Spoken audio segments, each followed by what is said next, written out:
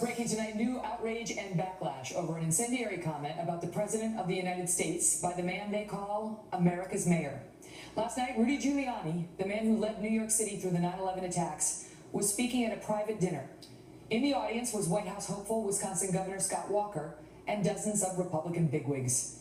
Mayor Giuliani saying to the crowd, quote, "I do not believe, and I know this is a horrible thing to say, but I do not believe that the President loves America. He doesn't love you and he doesn't love me. He wasn't brought up the way you were brought up and I was brought up, through love of this country." The backlash was quick and it was harsh. I'm just sorry to hear that, and I find it wrong in every possible way that can be wrong. A lead Republican Party said that the President doesn't love us and doesn't love the country. If the Republican Party really wants to be taken seriously, really wants to avoid its problems of the past, now is the time for its leaders to stop this kind of nonsense. Enough!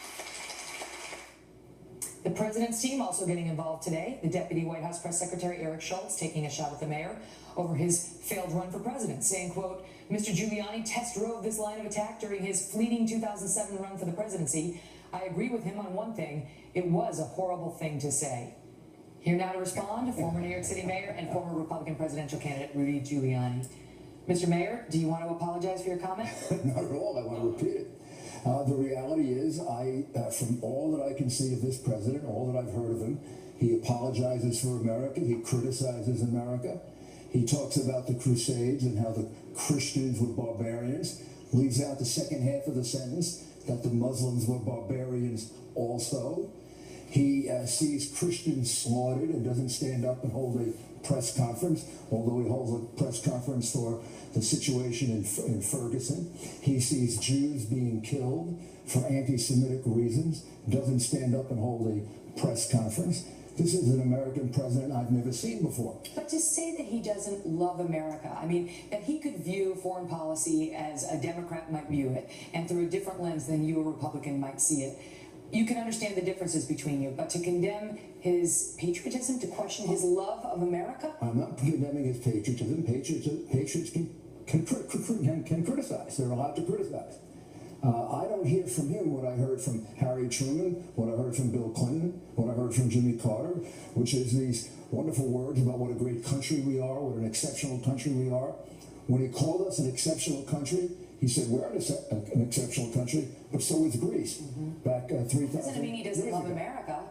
Well, I have a lot of liberals don't believe in American exceptionalism, but that doesn't mean they don't love America. Well, I don't feel it. I don't feel it. I don't feel this love of America. I think this man was, when I talk about his background, I'm talking about a man who grew up under the influence of Frank Marshall Davis, who was a member of the Communist Party, who he refers to over and over in his book, who was a tremendous critic of the United States. This is a man who worked under Saul Alinsky, who was a tremendous critic of the United States. I believe his initial approach is to criticize this country, and then afterwards to say a few nice things about us. But when you say that he wasn't raised to love America, I mean, he was raised in part by his grandparents. His grandfather served in World War II. His grandmother worked in a munitions plant to help the nation during World War II. I mean, to suggest he was raised by people who don't love America, who didn't help him learn to love America. Well, his grandfather introduced him to Frank Marshall Davis, who was a communist, who the president says... He fought in World War II. Okay, you can fight in World War II, and then you introduce someone to a communist, and the young boy gets... It's a political worldview. It's not a hatred for the country. Communism wasn't a hatred for America. I'm talking about this particular, his grandfather, if he had a leftist view of how politics in the United States should run, does that mean he doesn't love America? Does it mean his grandson does? Kelly, how about being in a church for 17 years, where the minister of the church says, it's not God... loves America, but goddamn America. Now, if you were in that church, wouldn't you quit that church? Let me ask you this. No, I'm going to ask you that. Would you quit that church? Well, listen, it's not about me, but it's not about me. But I want to ask you this because... I know you would quit that church. And the reason you would is because you were brought up about how exceptional this country is, how wonderful this country is. I am saying, and I may be wrong, it's my opinion and I'm entitled to it, I do not detect in this man the same rhetoric, the same language, the same love of America that I detected in other American presidents, including Democrats. And I think it guides a lot of the things that he says and a lot of the things that he does. Let me ask you this. So, I mean, Debbie Wasserman Schultz, she's all upset about what she said. Well, she's just for the record, she didn't condemn Barack Obama when he called George W. Bush unpatriotic. She had no problem with that, and she has said a lot of incendiary things. I did not call him unpatriotic. I know, but she suggested you did, and she had an issue with that. Barack Obama actually did call George W. Bush unpatriotic, and Debbie Wasserman Schultz had no problem with that. What I want to ask you, though, because I have you here instead of her, okay, right, is you went on Hannity's show back in 2007 when you were running, and this is back when General Petraeus was testifying before Congress on the Iraq War and the surge and defending it. And MoveOn.org had taken out an ad in the New York Times calling him General Betrayus. Right. And you were upset about that. You had the following exchange. I want to ask you whether it still stands. The reports that you provide to us really require the willing suspension of disbelief. It comes on the same day as the MoveOn.org ad in the New York Times accusing General Petraeus of being a traitor. This is a despicable attack.